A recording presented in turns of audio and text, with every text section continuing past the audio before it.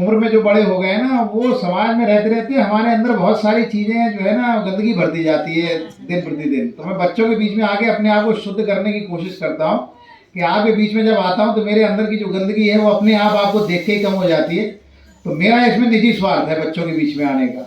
और आज जो 3 प्रस्तुतियाँ मैंने देखी हैं वो बहुत ही आला दर्जे की हैं। और सबसे बड़ी बात ये है कि हमारे बच्चे जो हैं वो सबसे सीमित संसाधन, कोई मुंबई का, कोई दिल्ली का, कोई पूना का, कोई बेंगलोर का बच्चा अगर कर रहा है, कार्यक्रम कर रहा है, तो हम ये मान सकते हैं कि उसको उतने अच्छे टीचर्स मिले, प्रशिक्षक मिले, संगीत सिखाने वाले मिले, डांस सिखाने वाले मिले, और मंच ऐसे मिले और प्रतिभा के साथ उनका कंपटीशन ऐसा मिला।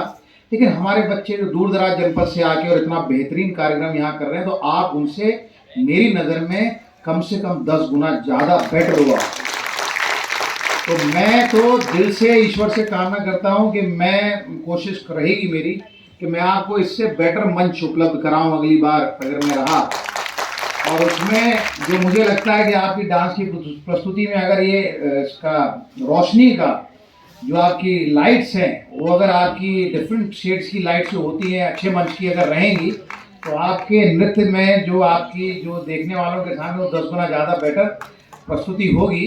तो मेरे निदेशक महोदया से भी अनुरोध है कि भाई मैं रहूँगा तो मेरा प्रयास रहेगा मैं ना भी रहूँ, मैं किसी डिपार्टमेंट में मैं किसी और डिपार्टमेंट में भी रहूँ, लेकिन आप मेरे से संपर्क ये करिएगा कि जब बच्चों का अगला कार्यक्रम होगा उससे कुछ दिनों पहले, 1 आध महीने पहले मेरे को बताइएगा। तो मैं कोशिश करूंगा, चाहे वो आपकी मातृभाषा कार्यक्रम कोई भी कार्यक्रम बच्चों का, मैं चाहता हूँ कि इसका आपका जो आपको सुविधाएं हैं उसका स्तर और ऊपर बढ़ा के हम आपको दे सकें, ताकि हमारे बच्चे महसूस करें कि उनकी प्रतिभा का सही सम्मान हुआ है।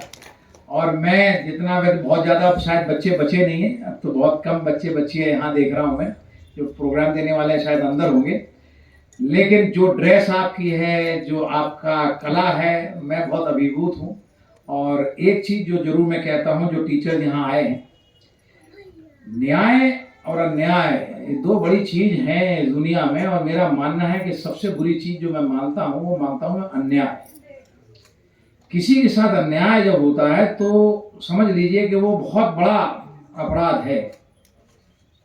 हम सब की जिम्मेदारी जिस भी रूप में है, हम चाहे माँ हैं, चाहे बाप हैं, चाहे अधिकारी हैं, कोई भी हैं, किसी भी पद पे, किसी भी रूप में है, किसी भी दायित्व को संभालने, हर जगह रह के हमको न्याय करना चाहिए।